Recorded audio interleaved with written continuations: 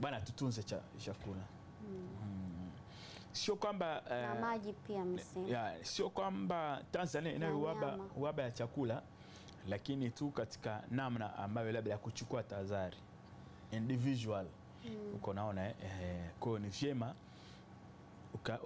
ukananili kwa sababu kuna hatihati ya mvua pengine kuwa chache au kuchelewa kwa mvua. Uko naona kwa sababu mara nyingi mida kama hizi watu wanakuwa tayari wako mashambani mida hizi. Uko naona kwa maana mvua tayari zimeshanyesha, zimeenda na nini, watu wanaanza kulima na kitu gani.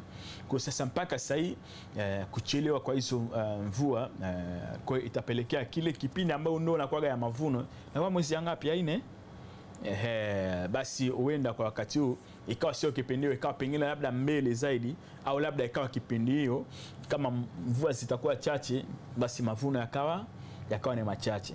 Kwa sasa ili watu wasiingie katika changamoto ya uhaba ya chakula, at least basi tukawa na zile maghala ya kuhifadhi chakula, kuona namna gani inakuwa sawa.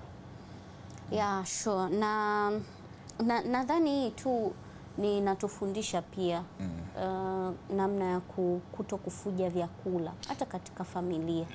Na ili sana wa mama, yani ili agizo ambalo mlitoa Mheshimiwa Waziri Mkuu, nafikiri sana wamama ndio jukumu lao. Kwamba sisi ndio tunakula sana jikoni. Wamama ndio wapangiliaji wa vyakula manyumbani, wamama ndio wenyewe ndio wanapanga tunakula nini, wamama ndio wanapanga tunakula vipi. Uko naona wamama ndio wanaopanga wenyewe vitu gani zinaenda. Kwa mama ndio anajua kwamba mfano kilo 10 ya mchele ndani ya nyumba yake itatumika kwa muda gani. In short, wamama ndio wapanga budget na mpangilio ya vyakula nyumbani. Kwa ili agizo naliona zaidi wamama wakilibeba kama utekelezaji. Sisi kazi yetu wanaume ni kutafuta tu. Uko naona kwa asilimia kubwa. Kwamba wewe huwezi kupanga budget. Hauwezi wewe kurudi na gunia la mchele au gunia la mkaa au maharage ili vikae ndani kama stock. Hapo unaongelea manunuzi. Ninachozungumzia ni matumizi.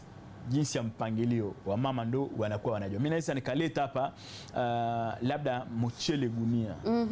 Lakini kama mama atakuwa smart kwenye zile matumizi, uende mchele kawaishi. Uko naona. Lakini mama ndo anajua, ndio kutela weka vikombe 2 tu. Mnakula familia nzima usiku na siku mnakamatia chai. Uko naona hapo naona kipanga iko, unaona ni sahani. Uko naona yani kitu kimefanya shughuli. Mama nyewe mwanao mahesabu kali sana juu ya chakula hii. Hapo nakupa nakwambia hivi unatakiwa usile sana. Sasa hizi ni usiku. Uko naona kumbe mtu anapanga budget zake. Anapanga budget. ST Bongo, nyumbani kwanza.